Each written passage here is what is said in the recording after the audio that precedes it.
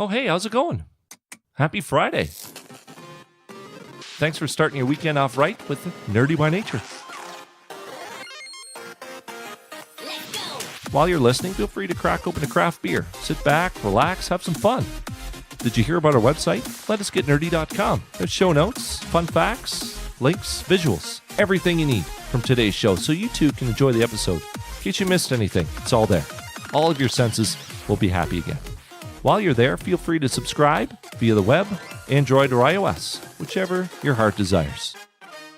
Feel free to continue the conversation on social media. After the show, beginning, whatever, hashtag, have some fun. Twitter, Facebook, and Instagram. Search us up. Let us get nerdy. It's that simple. All right, we stretched our thumbs, got our controllers and dice ready, got our beakers out. Let's get to it. Yo, this is dirty.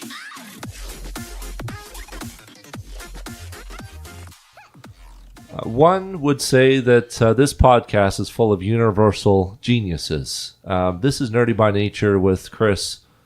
Hey. The man that can be considered a most average genius on the planet. Most average, yes. Whoa, that was a dig, No, it's good to be average. I guess. And most average. You have to be good at one thing. Right. You got to do it really well. Okay. Exactly. So he's good at being average. Yeah.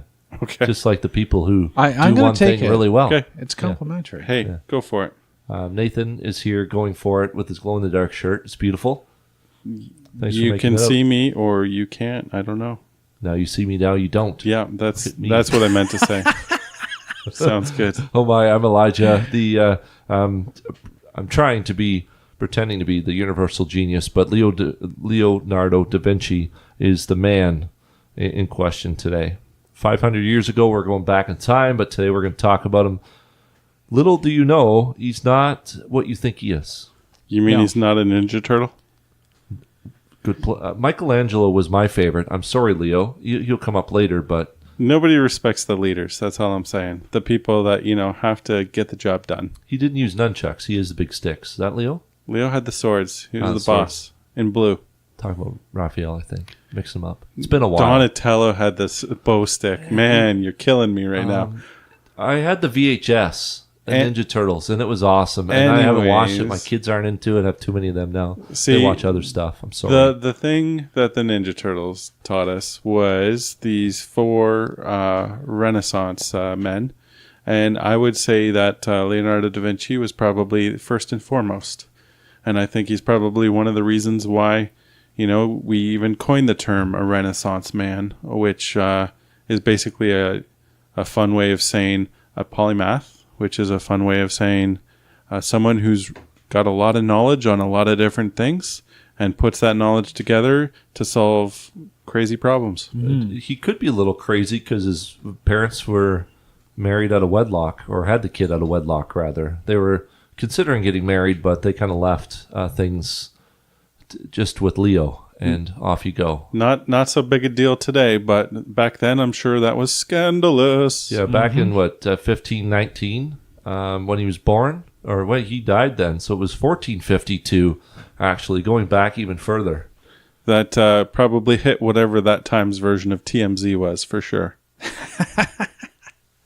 They had tablets for writing by then, Yeah. so we should be good. Spread it around with doves. Or, just the Magic good old town owls. gossip. Either way, That busybody. the chips were stacked Against against him, yeah. Yeah. Yeah, and he wasn't educated, top it No. off. Yet he comes up with the Mona Lisa and other Last Supper drawings that were just epic. But half the stuff he didn't even bother to finish, being the polymath, they're good at many things. So many technological and science discoveries that he never finished. Right. He had thousands of papers just scattered all over the place. Never organized, never kept track of, just had all these ideas jotted down, but never finished. Okay. Well, let me ask you this. Do you think this guy's an artist? He's kind of like Beethoven. He's a little crazy, little cuckoo, but he's just really good at what he does. He has a natural talent. See, yeah. I was going to say, Chris, were you asking, was he an artiste or an artist? Like, I thought you were just asking, like, was he an artist? Well, yeah, like he did some of the most famous paintings and drawings in the world. So, dude's an artist. But were you trying to say something else? Well, I'm just trying to get to the point that I think he was more on the scientific side of things. Like a Jekyll and Hyde thing going on. He knew how to paint, and he knew shading, and he knew all that, but I don't know that he actually was an artiste. I don't know. I can argue that one because most people would be lucky to draw as well as he did. No, I know. I'm not saying he couldn't draw. I'm thinking with all the other stuff he had going on, the inventions and everything else, I think that was more popular, I guess. I think you're trying to say, oh, Elijah got some words out. I thought he was going to strangle us with his microphone if we didn't let him talk. Artiste is someone who drinks wine with their pinky finger out. Is that what it is? Tea, and you're not actually supposed to do that because that's actually bad form, according to the British, who made tea drinking an art form of their own. Artistes in their tea form. Artistes right. of the tea. So I think what you're saying, Chris, is that he's better known for his inventions and his workbooks and all that stuff than he is his artwork.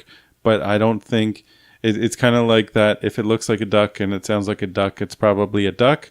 If it draws like an artist, it paints like an artist, it's probably an artist. Yeah, like I'm not going to discount. I mean, great paintings like Mona Lisa and, The Last Supper kind of thing, right? But what made them great? Fair enough. Well, the highest known insurance valuation in history in $100 million back in 1962, according to the Guinness World Records. That's for Mona Lisa. That's a decent amount of change. That's not chump change 600 years later. That's not even Trump change. Ouch. His wig doesn't even cost that much. Anyways. It's a good segue. So nonetheless, Leo had a lot of stuff going on with paintings. Chris doesn't agree that he's a full-fledged artist, and maybe because of his just ingenuity with tech. Yeah, that's what I'm getting at. I'm just saying that it seemed like he was working more on the science of painting rather than the creation and the artistry that comes from it. The Wright brothers came around in the early 1900s. Yeah, he was looking at the idea of just thinking about flying machines, and again, early 1500s or even late 14s, armored fighting vehicles.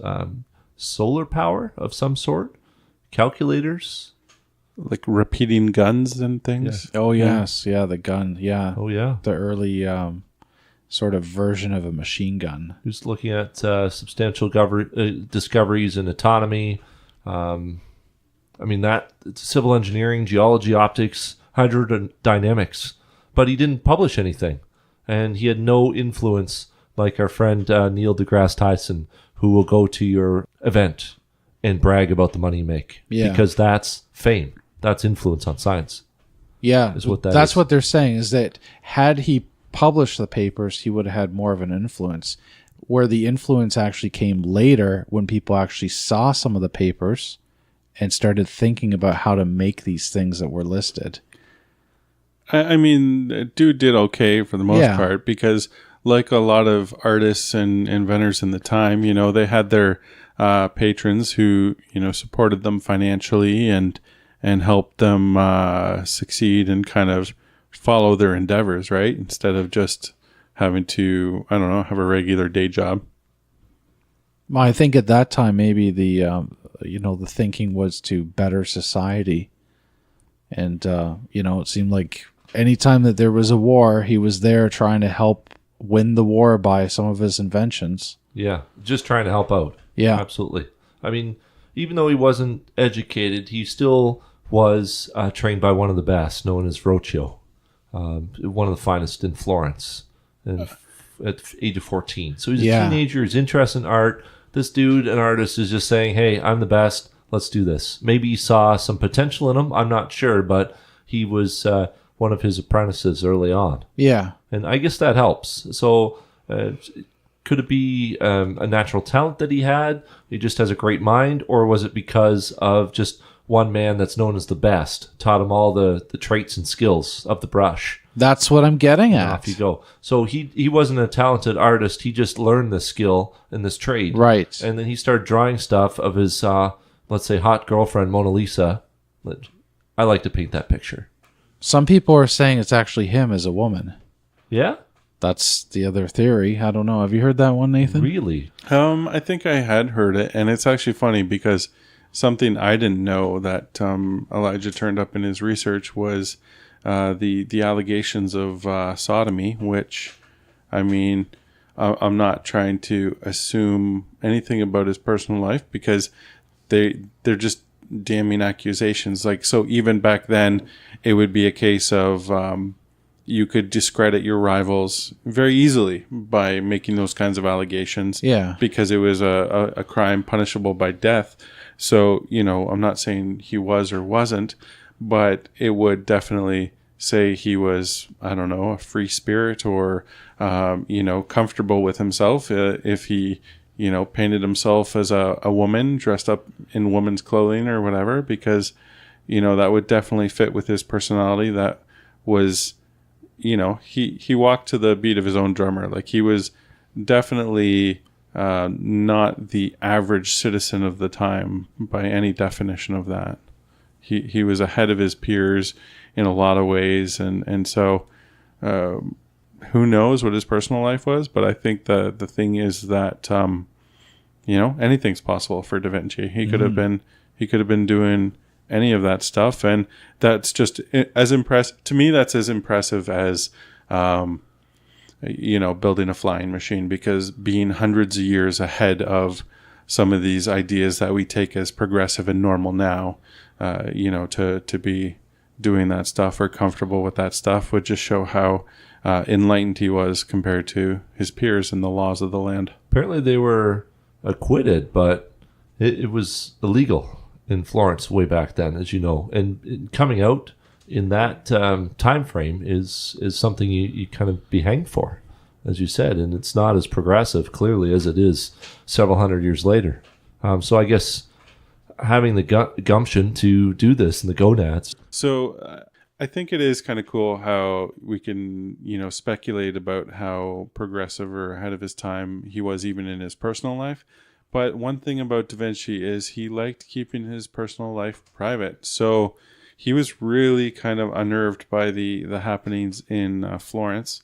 So he kind of booked it out of there and he headed off to Milan, was it? Yeah.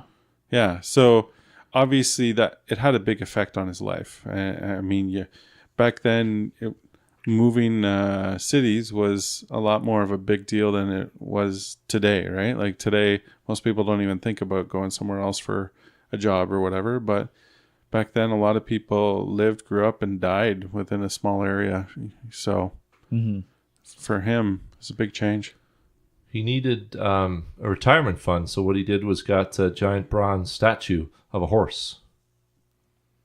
What? What? Like what? Why would you do that? He was commissioned under Sforza. Oh, to make the bronze statue. Yeah. Yeah, Crowning an achievement of his artistic career, he decided it would be a good idea to make a giant bronze statue of a horse. And when France invaded Italy at the turn of the 15th century, it was kind of just because, fighting people and surviving. And yeah, they needed the bronze. That's why. Yeah. So all the metals had to be used for weapons. Well, that's unfortunate timing. But yeah, when you run out of cash, you got to do what you got to do, even if Work it is to get by. bronzing a horse. Yeah. Well, okay. Well, he turned his efforts toward making weapons, though. He didn't bronze. You like that oversimplification for the visual? Well, that's completely different between making a statue and covering a horse in bronze. Like my mom maybe bronzed my baby booties, but nobody's bronzed a horse, at least while it was alive. That's a wrong show. Not going there. Nope. Still, it's quite the undertaking because of the size of the horse he wanted to depict, right? So I'm not entirely sure he figured out how to do it. I don't know. He just kind of figured it out. Well, is there any of the horse left? Like, so how do we know he even did this? Just some drawings, I think it was drawings, sketches of what he was going to do. They don't have anything left, but it seems that way. It's just an idea he came up with one day. Retirement fund, need some cash, and off he went. somehow he convinced France to make it happen. He's a creative genius in some respect. Leo had a great idea coming up to needing a little cash. He was in France, and of course, what better way to create a retirement plan than to make a horse out of bronze? Wow. Great idea, right? Yeah. And why not? I mean, there's so many other things you could think of, but why not bronze horse? I think it was just because the guy asked for a bronze horse, because probably he really liked horses. Like I've known some women that really like horses, and they really like horses and have like all the horse decorations around their house and horse pictures Or and paintings clowns. and statues. Yeah. No giant bronze statues, but like little ones. Yeah, I think it was a full-size horse, wasn't it? I thought it was bigger than that. Bigger than oh, wow. I honestly don't remember the dimensions. I just always picture like a, Trojan horse size horse. I guess late 1490s made a clay model of the horse who's completed, and then kind of went from there. I don't think he had a chance to finish it though, because The war between The France war, and Italy yeah. happened, and they needed all the bronze. yeah. That makes sense. And they have Donatello in here had some say in the whole mix, but they're trying to cast, and Michelangelo insulted Leonardo, and that's another guy who comes into the mix. The young, vibrant, just the new methods of making, I think it was clay statues or something like that, stone statues. Well, stones. Yeah, he was very much into stone. Who's this guy? Leo's kind of washed up. He's old. He's going to be retired, making horses out of bronze. And here's Michelangelo. He's scoffing at him because, painting versus stone sculptures. I'm the only one who can paint, all right? Mona Lisa, Last Supper, been there, done that. Nothing else to paint, buddy. Move on. And Okay, well, by that definition, then, Michelangelo came along and was like, oh, hold my beer while I paint the Sistine Chapel, because that's a painting, right? So that's a good one, yeah. I don't know. There was a bit of a rivalry, and Leo really didn't like Michelangelo coming into the whole painting thing. I'm kind of surprised, though, that he was the only popular artist of Leo's time to actually compete with him. There had to have been hundreds, even thousands of artists, but apparently Michelangelo was the only one that caught his attention, or caught his eye. I think Leo was already sort of up there by the time Michelangelo came into the scene. It's up there? Yeah. 60s? established age, Probably like all that 60s stuff. established. Yeah, so I don't know. I think it was just more like an old guy looking down at a young guy that thinks he's all that. I don't know.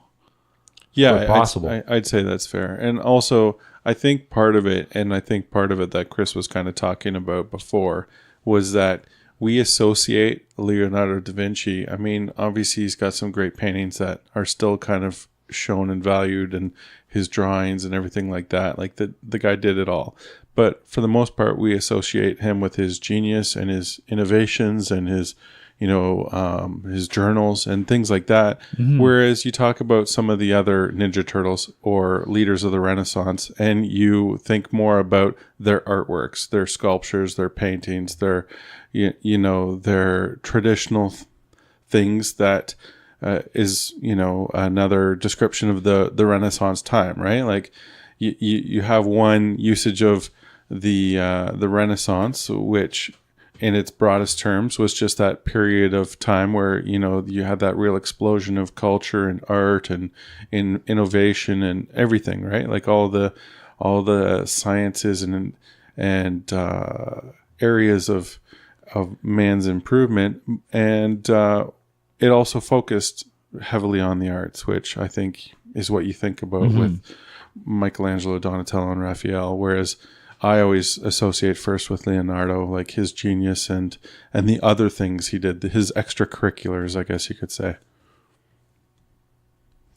Could agree more. I agree with that assessment, yeah. I really like that all of the Ninja Turtles came into one Renaissance era. Well, I mean, the years, I don't know if they all line up perfectly, but pretty close. Well, Raphael and Donatello, Michelangelo were probably obviously a little after Leo, but he kind of started the whole thing off. So he was kind of a leader, you would say. Imagine that. Just saying. Coincidence? I don't know. Master Splinter knew what he was doing. Yeah. Just saying. Is that the the king of France or Milan is Splinter in this Okay, case. I see. I thought Milan was in Italy. It is, yeah. Yeah. But Yeah, it was okay. it's its own province at that point. Well, the city states, right? And so that's why I was just saying, like, I think you keep like mixing France and Italy. I don't know where in France Leo was. It could be Paris. It could be some sort of big city that had a different name back then. Well, no, he was in Florence. Florence, France? No, Italy. Help me out here. He went from different city state to different city Yeah. state in Italy. Right, before France did invade Italy, which screwed up his horse, but he was always in Italy. He was an Italian boy. For the most part, yeah. It's good. Moved around. Well, I'm not, Different horses, different statues, different paintings, girlfriends, a little sodomy. He had a good life. He had a bit of everything. I don't judge, but yes. Yeah. That's probably where I'm taking the France thing, because we're talking about wine. We're talking about, kind of being liberal. Italians, they weren't always liberal. They were kind of, serious Catholic types that judged everybody and ate lots of pasta. That's all I know.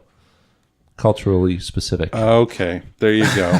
He died in France. That's where you've got all your He worked with your some French thoughts. artists, and that's where he had the guy who he traveled around. apprenticed under. all So that sort of stuff. I was just on the Milan Florence thing, and I was like, do you know where those city states are?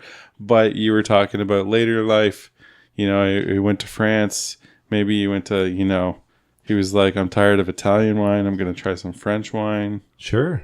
They found his body in 1863. They were excavating a site near the Loire Valley. I guess it was near St. Florentin. They found partial skeletons, stone fragments, and stuff like that, which is pretty cool, but they were pretty sure it was him. I'm kind of surprised that they just kind of dumped his body and then forgot about it a couple hundred years later. Yeah. As far as somebody being so famous as a pseudoscientist and an artist. If he had such a big impact visually on whatever state or province, you'd think they'd give him a proper burial instead of just kind of, let's say, dumping his body. I'm sure they didn't, but you know what I don't think he was very active in his last years, though, Maybe for him was- to be. So was he forgotten about? I think that's what it was. He was just in a secluded area in France and just he went forgotten. Yeah. onto the gates of paradise, if you will. Yeah. I think that's the challenge of anyone back in that time, though, because it's not like they had access to Wikipedia or things like that, right? Where if someone kind of lived and died, their fame could only spread so far based on how far the written word or even the spoken word could travel, which True. there was no planes, there was no trains, there was nothing like that, right? Like it was horse or boat, and that took a long time. No flying machines, even though He Leo was thought of working them. on it. Yeah, he was trying. He was thinking, Yeah. but his brilliant mind could only go so far, if it is brilliant. No, I don't think there's any question about if it was brilliant. Paints on the Sistine Chapel, nothing. He's just a local hero. He is a local hero. And that's all it was back then. So there wasn't any national celebrities. The kings were only regional, right? So it's a whole different time. It's Didn't have any localized. Twitter followers now. No hashtags. He probably would have thought about those too. Yeah. Oh, yeah. What's a lot of religious paintings, Chris? You Oh, got, yeah. Any paintings that you remember that more fond of with Leo? Well, the Last Supper is obviously the most famous painting of all, really. He was kind of like an outcast with the group, and kind of painting this. People weren't really too sure. Building apostles and the people that were there at the supper table. It wasn't really popular to begin with, which is kind of interesting. Well, it was the way he captured the characters that he painted in there. I mean, they were so lifelike with their expressions. And some of the drawings actually show some at the supper table, like with their head on the table, or look like they're having too much to drink. And Yeah, perhaps like it was well done for what it was. Sure. Maybe that's why it wasn't well received by the public, because these famous folks are supposed to be prim and proper and perfect, but he's picturing them to be drunk and having a good time and being merrymen. Right. Right. I like the the Mona Lisa picture. Has a lot going on. Could be a girlfriend. Could be him as a woman. It could be many things. Yeah, they say the expression, looking off in the distance, the shading around the eyes, like it's just A little smirk. a little, yeah. Just some sort of promiscuous flavor in the Mona Lisa picture. Right. Well, whether feeling indecent or not, I don't know if that was a thing for the 15th century, but that's the way it works. A little brush, it's good to go. This guy's something else. I wish he would have built a flying machine. That would have been pretty cool. Just blowing Hundreds of history's years. minds. Yeah, just Yeah. something like that. People like crazy people like Musk and others are trying to do things that are never heard of and way ahead of their time. So I don't know how possible some of the stuff that Leo imagined would have actually came about. I do enjoy, there was some stuff, I'm sure it was years ago now, on some of those, history channels and things where they were building some of his inventions and just trying to make them work and see how they would work and everything like that, which I think was cool because there was definitely a lot there, right? Like even if he didn't get them completed, or even if some of them didn't get the kind of fame and attention that they deserved, dude was smart. And I know you keep harping on like how he wasn't schooled and didn't have an education, but I would say he just didn't have the paperwork, because the dude obviously had an education because he knew a lot about it, a lot of things. And that was just, back then you didn't have to get your DeVry degree or whatever to be taken seriously. You just had to produce the goods, and he had the goods. Yeah, that's for sure. And I mean, people like Sigmund Freud are still talking about him, in his day, kind of speculating and analyzing his career. Well, I don't really know what a Freudian would analyze about Divinci other than, was he obsessed with penises or love of his mother or things like that? Could be the it could be the way he was acting, how promiscuous he was, and kind of the sexual erotic nature of his relationships. Yeah, who knows? It's just trying to figure out his mind, I guess, would be something that would be interest to Freud.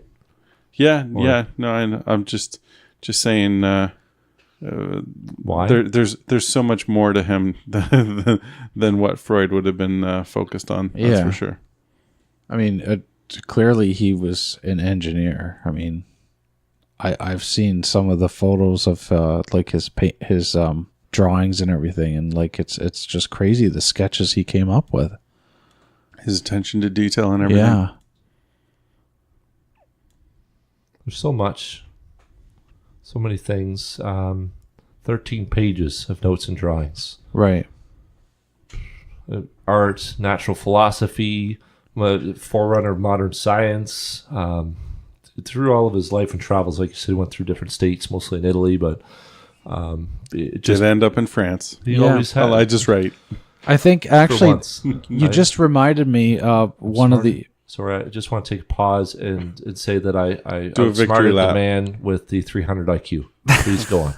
I'm no Da Vinci, okay?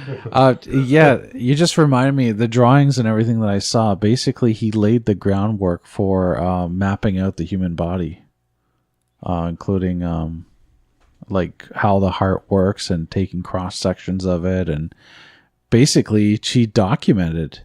Is that I think it was called the Vitruvian Man. Yep, that is correct. And then with the Yep. whole circle and whatever. Well, that's only language, one I part can't- of it, but yeah, I mean, It's not English. I don't know. he dissected humans, right? And he wrote down what he saw. That's what he did, and that's what he's mostly famous for, at least in the medical world. Yeah, like I definitely think that just brings up a little segue point to all of our listeners at home. I strongly recommend that you sign up wherever you live for organ donation or full body donation. Like if they can use your organs to help someone else in need, that's great.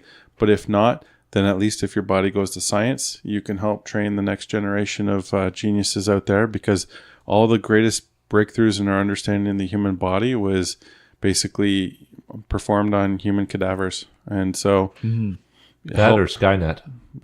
oh, okay. No? What? Okay, John Connor. Come with me if you want to live. Get to the chopper. The chopper, yeah.